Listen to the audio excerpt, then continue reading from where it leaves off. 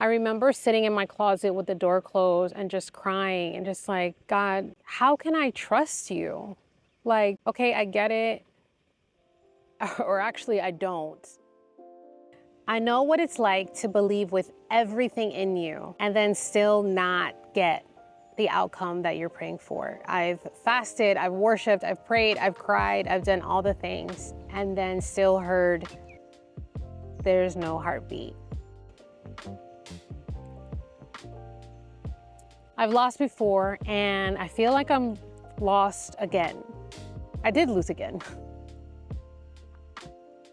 If your faith is barely hanging on or you've already lost it, let's chat. So if you don't know me, my name is Lex, and I am Lex of Lex and Lev. And recently, my husband and I, we shared that we had a miscarriage. We had been trying to conceive for over a year, and we were so excited when it happened, and we just knew that the promise of God, the prophecies that we had been told about our unborn child, like this was a time it was coming to pass. And we were so certain that we even started telling people. We started telling our really close friends and family and just making preparations for this new baby. And about 8 weeks in, we found out that there was no heartbeat. And then a few days later, I miscarried.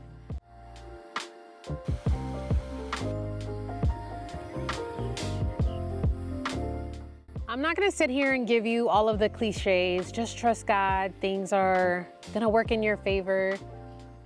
Because if you're watching this video, you've heard that already, and you know that.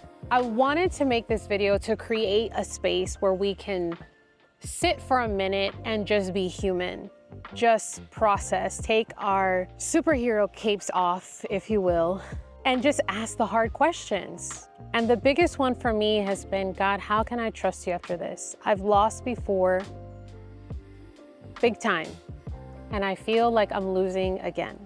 And so that's why I wanted to make this video, because I know I'm not the only one.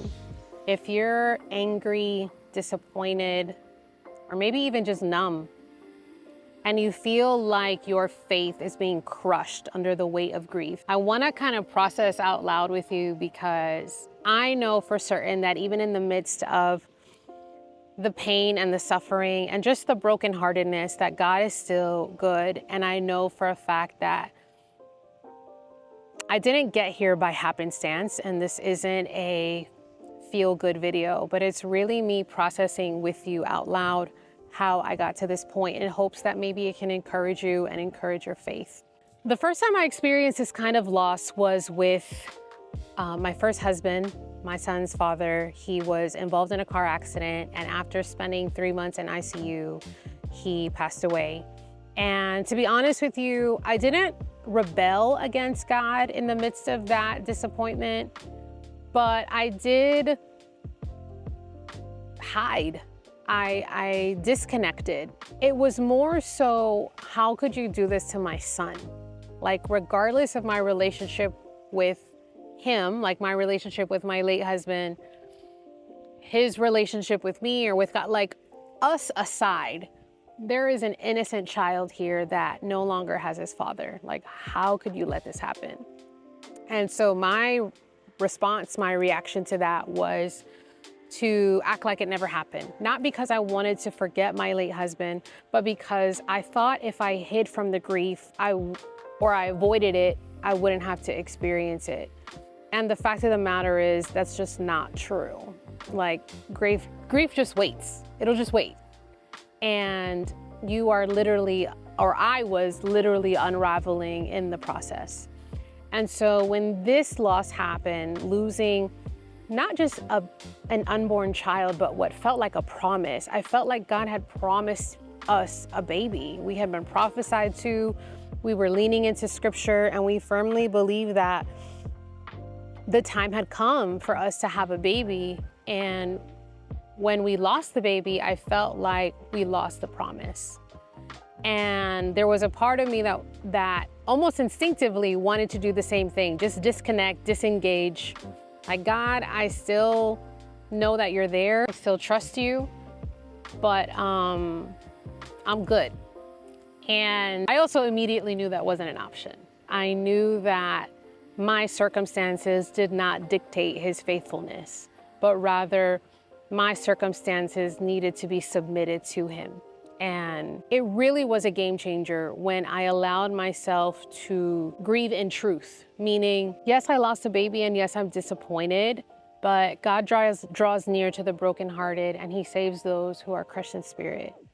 Yes, I am feeling a lot of despair, but for despair, we put on a garment of praise. It was like I responded to how I was feeling with prescriptions directly from scripture. And what began to happen, or what's been happening, is I feel like things are happening around me instead of to me. And I talked about this briefly in our miscarriage story video. I'm still going through the things. I'm still feeling sad. I still have moments where I have to remember, like, I'm not pregnant anymore right now.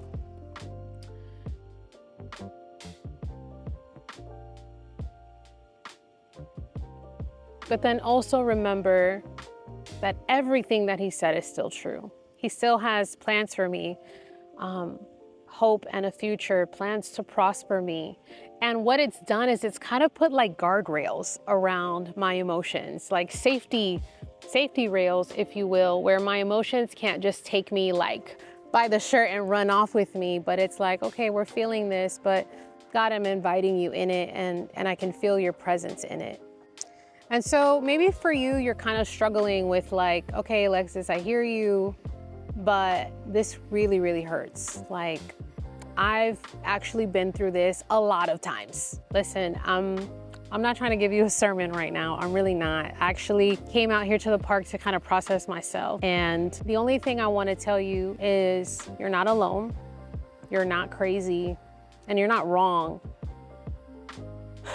for feeling how you're feeling. But what I would like to do is invite you to invite God into that space. Invite him into those broken places. Invite him into the ugly places, into the messy places, because he's not afraid of it and he will meet you there. I know for a fact I'm a living, breathing testimony. Not to be funny or cliche, but it's true. He'll meet you there if you invite him. For me, trusting God after this hasn't looked like slapping on a smile and pretending that everything is fine, because it's not. It looks like crying through the prayer. It looks like playing the same worship song on repeat until my heart actually really starts to believe it. It looks like reminding myself and even praying out loud, like, God, your love for me isn't canceled just because of this loss. Like, things haven't changed just because I've lost this baby. Trusting God now means that I stopped pretending to be okay. That's what I did the first time, and it really didn't work. It means bringing everything to him and allowing his presence to hold me even when nothing else can. And I'm gonna close with this. If you've walked away from God, I want to remind you that the door is always open for you to come back. Not religion, not pretending, not faking it, but really just coming back with all of your mess, all of your pain, all of your disappointment, because he can handle the pain. You don't have to have it all figured out. You don't have to pray perfectly. You don't have to have every scripture memorized. If nothing else, just say, Lord, help me trust you again. So as I explore this next chapter, this definitely unplanned, never imagined chapter of my life, of our life as Lex and Lev, I want to invite you into that space too. If there's an area where you feel like, God, I trusted you. I thought this was going to happen a certain way. You said this was going to happen a certain way, and it didn't. I want to invite you to a live girl chat that I'm going to be having this week, Wednesday, June 11th, 2025. I'm going to be hosting a live Zoom where the girlies can all get together and we can chat and talk and ask questions and really just have conversation. As I was thinking through this video, I felt the Lord lead me to just open up the space. So whether it's a handful of us or a bunch of us, it's a space for us to come together and pray and seek the Lord and find comfort in one another, and also stretch ourselves to really look for God in places where we didn't expect to find him. And so I really didn't follow my script today. I'm just kind of reflecting with an open heart and processing in real time. And if you can relate, or you have a comment or a question, or even if you have some advice, if you've been here before, I would love to hear from you in the comments. Thank you so much for those of you that have already watched our first video about the miscarriage and have reached out, either email, text, or comment. However, we really, really do appreciate the love and support. It means more than you know. We love y'all, and yeah, we'll see you in another video. And don't forget, Lev and I go live every Sunday between 7 and 8 p.m. Central. Just make sure you're watching the community tab. We usually post what time we're going live, but it's between those times. And I look forward to seeing you in the next video. Bye.